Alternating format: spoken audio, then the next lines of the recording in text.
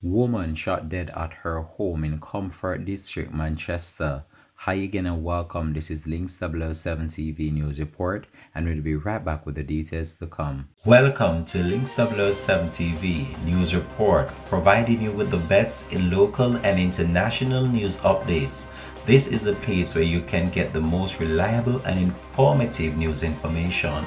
Links 007 TV News Report. Welcome back and thanks for joining us. This is Link 007 TV News Report. Detectives in Manchester are trying to establish a motive for a killing of a 32-year-old woman in the parish on Friday night. The police said that the deceased, Shanakay Richards, was at her home in Comfort District about 8:30 p.m. when gunmen kicked open the front door to her dwelling.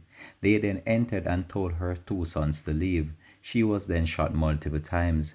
Residents in the area who called the police said that they heard several loud explosions and heard her calling for help. She was taken to hospital where she was pronounced dead. Her sons, 12 and 4-year-old, were not hurt in the incident. The investigation are ongoing. This has been Link 007 TV News Report. Thanks for watching.